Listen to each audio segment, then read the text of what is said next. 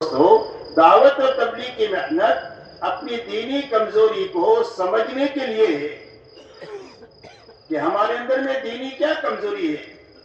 اس لیے کہ دینی کمزوری ہم کو اس وقت میں سمجھ میں آئے گی جب اللہ کے راستے میں نکل کر کے ہم اپنے چہروں کو صحابہ کے اور حضور صلی اللہ علیہ وسلم کی زندگی کے آئینے میں دیکھیں گے.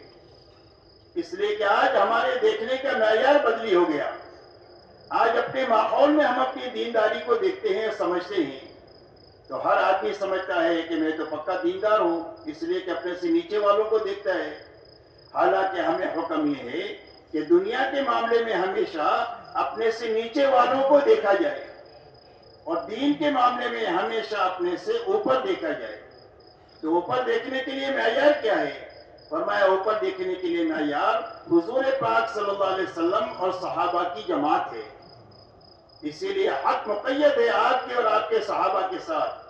حدیث پاک میں اللہ تعالیٰ قرآن پاک میں فرماتے ہیں لَقَدْ كَانَ لَكُمْ فِي رَسُولِ اللَّهِ أُسْوَةٌ حَسَنَةٌ کہ تمہارے لیے محمد صلی اللہ علیہ وسلم کی زندگی میں بہترین نمونہ ہے.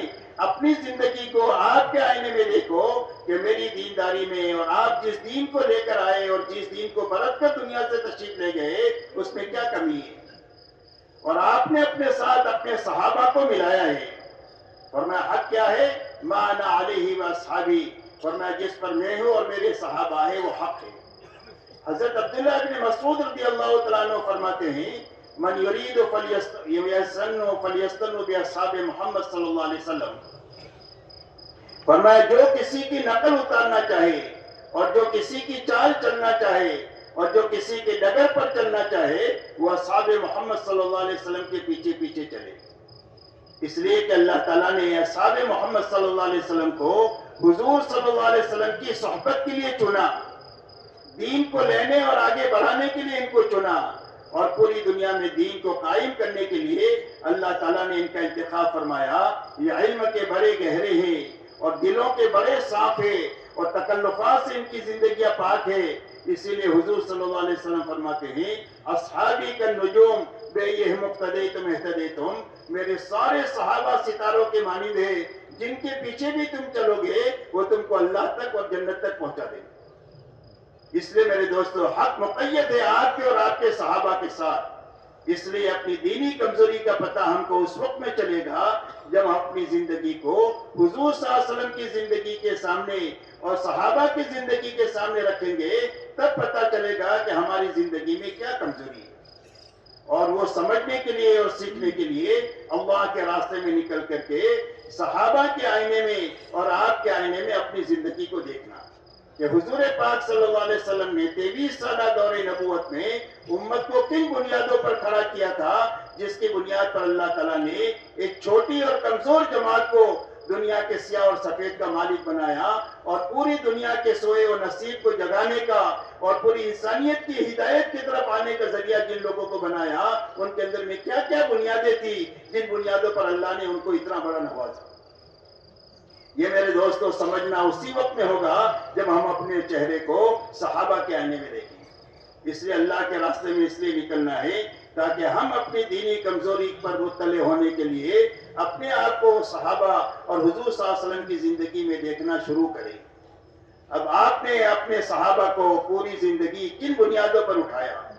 فرمایا سب سے پہلے جس بنیاد پر پوری امت کو اٹھایا ہے وہ ایمانیات پر اٹھایا ہے کہ سب سے پہلے ان کا یقین یہ بنے کہ زندگی بنانے کا تعلق ملک و مال سے نہیں ہے، ڈگری اور عہدوں سے نہیں ہے، چیزوں اور سامانوں سے نہیں ہے، بلکہ صرف ایک اللہ کی ذات کے ساتھ ہے.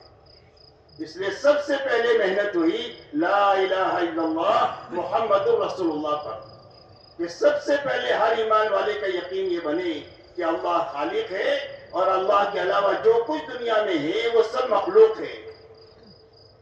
اور مخلوق چاہے ذرہ ہو یا پہاڑ ہو، چونٹی ہو یا جبرائیل امین ہو، قطرہ ہو یا ٹھاٹے مارتا ہوا سمندر ہو یا ایک پیسہ ہو یا لاکھوں اور کھربوں ہو، ان سارے نقشوں کے ہاتھ میں نہ نفع دینا ہے نہ نقصان پہنچانا ہے، نہ کسی کو مارنا ہے نہ کسی کو زندگی دینا ہے اور نہ کسی کو مار کر دوبارہ زندہ کرنا ہے. یہ سب کچھ تنے تنہا ایک اللہ ہی کے ہاتھ میں ہے.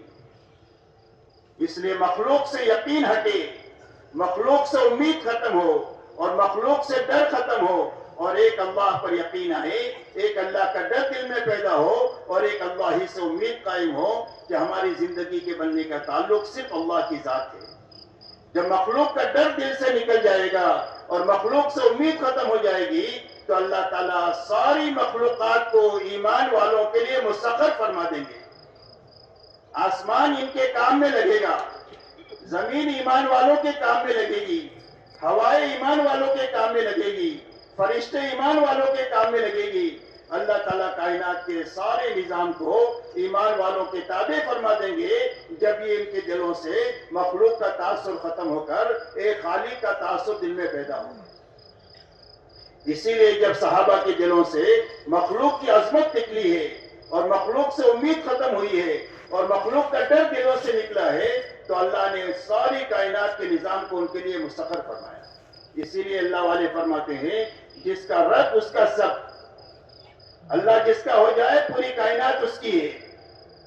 اسی لیے حضرت عمر بن خطاب رضی اللہ تعالیٰ عنہ مدینہ منورہ میں خطبے کے دوران فرماتے ہیں یا ساریہ الجبل، حالانکہ حضرت ساریہ ہزاروں میل مدینہ سے دور ہے اور اللہ نے ان کی آواز کو ان تک پہنچا دیا اور وہ پہاڑ کی طرف سے متنبع ہو کر اپنی جماعت کو خطرے سے نکال دیا۔ حضرت عمر کی آواز پر اللہ تعالیٰ نے بغیر کسی ظاہری سبب کے ان کی آواز کو پہنچا دیا۔ حضرت عمر رضی اللہ تعالیٰ عنہ کے خلافت کے زمانے میں مدینہ منورہ میں ایک آگ نکلی تو حضرت تمیم داری سے فرمایا کہ جاؤ اس آگ کو جہاں سے نکلی وہاں پہنچا دو، تو اپنے ہاتھ سے ایسا دھکا دیتے رہے یہاں تک کہ جہاں سے نکلی تھی وہاں پہنچا کر کے آگے۔ اللہ تعالیٰ نے آگ کو مسخر کر دیا، ہوا کو مسخر کر دیا، اللہ تعالیٰ نے سمندر کو مسخر کیا۔ سعد بن وقاص رضی اللہ تعالیٰ عنہ 10,000 صحابہ کے ساتھ پانی پر ایسے چلے جس طرح آدمی خشکی پر چلا کرتا ہے، یہاں تک کہ گھوڑوں کے خور بھی اس کے اندر میں بھیگے نہیں۔ اس لیے میرے محترم دوستو، اللہ تعالیٰ نے سب سے پہلے حضور صلی اللہ علیہ وسلم کو بھیج کر انسانوں میں اس بات کی محنت کروائی گئی کہ سب سے پہلے انسانوں کا یقین یہ بنے کہ زندگی بننے بگڑنے کا تعلق صرف ایک اللہ کی ذات کے ساتھ ہے۔ اللہ ہی زندگیوں کو بناتے ہیں، اللہ ہی زندگیوں کو اجارتے ہیں۔ آج تک جتنوں کی اجڑی ہے اللہ کے اجارنے سے اجڑی ہے اور جتنوں کی بنی ہے اللہ ہی کے بنانے سے بنی ہے۔ اسی لیے مکہ مکرمہ میں جو قرآن اتر رہا تھا وہ ایمانیات کے لائن کا پورا قرآن اتر رہا تھا، مقیبات کا قرآن اتر رہا تھا، جنت کا، جہنم کا، قیامت کے دن کا، میزان کا، پل صراط کا، حوض کوثر کا۔ غرض یہ کہ سارے مقیبات اللہ کے قدرت کے سارے واقعات اس میں اتر رہے تھے کہ اللہ تعالیٰ نے قوم عاد کو کیسے اجاڑا اپنی قدرت سے جب نبی کے مقابلے پر آئے، قوم سمود کو اللہ نے کیسے اجاڑا۔ یہ واقعات قرآن کے ایسے اتر رہے تھے جس سے ہر ایمان والے کا یقین یہ بنے کہ زندگی بنانے والے اللہ ہے، انہی سے امید رکھنا ہے، انہی سے ڈرنا ہے اور انہی سے یقین اپنا وابستہ رکھنا ہے۔ اسی کے ساتھ میرے دوستو ہر ایمان والے کا یقین یہ بنے کہ اللہ کے یہاں سے زندگی بنانے کا ضابطہ صرف محمد الرسول اللہ ہے۔ کہ اللہ کس کی زندگی بنا دیں گے؟ فرمایا جو سر کے بالوں سے لے کر پیر کے ناخن تک محمدی بن کر کے جیے، جوتا پہننے سے لے کر نماز تک اور شادی بیاہ سے لے کر حکومت کرنے تک اپنی زندگی کے ہر حرکت اور سکون میں جو محمدی بن کر کے جیے گا اللہ اس کی زندگی کو بنا دیں گے۔ جھوپڑے ہے تو جھوپڑے میں بنا دیں گے اور محل ہے تو محل میں بنا دیں گے۔ زندگی بنانے کا ایک ہی ضابطہ ہے اور وہ صرف محمد الرسول اللہ ہے۔ اس لیے میرے دوستو ہر فرد امت کی زندگی میں حضور پاک صلی اللہ علیہ وسلم کے پیچھے پیچھے چلنا ہر قدم پر آ جائے، اس لیے کہ اللہ والا بننے کا راستہ محمدی بننا ہے۔ کہ اللہ والا کون بنے گا؟ فرمایا اللہ والا وہ بنے گا جو محمدی بن کر جیے گا، محمدی بن کر مرے گا، وہ اللہ والا بنے گا۔ اور اللہ جس کے ہو جائے پورا عالم اس کا ہے۔ اور حدیث قدسی میں فرمایا من عاد لی ولیا فقد آذنتہ بالحرب، فرمایا جس نے میرے ولی سے دشمنی کیا، اللہ فرماتے میرا اس کے ساتھ اعلان جنگ ہے۔ دنیا میں ایک آدمی ہے اور اللہ والا ہے تو پوری دنیا مل کر اسے ایک اللہ والے کا مقابلہ نہیں کر سکتی، اس لیے کہ اللہ اپنی تمام قدرت اور خزانوں کے ساتھ اس اللہ والے کے ساتھ ہے جس کا تعلق اللہ سے قائم ہو گیا۔ اسی لیے میرے دوستوں فرمایا قل ان کنتم تحبون اللہ فاتبعونی یحببکم اللہ، اے ہماری نبی جی ہمارا شاہی فرمان انسانوں کو سنا دو کہ اگر تمہیں اللہ سے محبت کا دعویٰ ہے تو اس کی دلیل میں میرے پیچھے پیچھے چلو۔ حضور صلی اللہ علیہ وسلم سے پیچھے چلنا یہ اللہ کی محبت کی علامت ہے، اور فرمایا جو محمد صلی اللہ علیہ وسلم کے پیچھے پیچھے چلے گا اللہ اس کو اپنا محبوب بنا دیں گے، اور انسان ہی کبھی غلطی ہو جائے گی تو اللہ اس کی غلطی کو معاف کر دیں گے، اس لیے کہ اللہ معاف کرنے والی بھی بڑھے اور اللہ رحم کرنے والی بھی بڑھے۔ اور یوں آتا ہے کہ جو آدمی حضور صلی اللہ علیہ وسلم کے قدم قدم پر اتباع کرے گا اللہ تعالیٰ سب سے پہلے اس کو نیک لوگوں کے دلوں میں اس کی محبت پیدا فرما دے، برے لوگوں کے دلوں میں اللہ کا رعب، اس کا رعب اور ڈر پیدا فرما دیں گے۔ اللہ تعالیٰ اس کے دین میں پختگی عطا فرما دیں گے کہ یہ سنت کو نہیں چھوڑ سکتا ہے تو یہ واجب کو کیا چھوڑے گا، اور جب واجب کو نہیں چھوڑے گا تو فرض کو کیا چھوڑے گا، اور فرض کو نہیں چھوڑے گا تو یہ ایمان کو کیا چھوڑے گا۔ دنیا کی بڑے سے بڑی طاقت اس کو ایمان سے ہٹا نہیں سکتی ہے۔ وہ پختگی اللہ تعالیٰ جو عطا فرمائیں گے وہ سنت پر عمل کرنے کی وجہ سے فرمائیں گے، اور فرمایا سنت پر عمل کی برکت سے اللہ تعالیٰ روزیوں میں برکت عطا فرما دیں گے، جس کی وجہ سے تنگیاں دور ہو جائے گی اور فراخیہ زندگی میں قائم ہو جائے گی۔ اس لیے میرے دوستو سب سے پہلی محنت ہے کلمہ ٹھیک کرنے کی محنت ہے، کہ ہر ایمان والے کا یقین یہ بنے کہ زندگی کے بننے کا تعلق ایک اللہ کی ذات کے ساتھ ہے، اور زندگی بننے کا راستہ صرف محمد رسول اللہ ہے اور دوسرا کوئی راستہ نہیں۔ اسی کے ساتھ میں آپ نے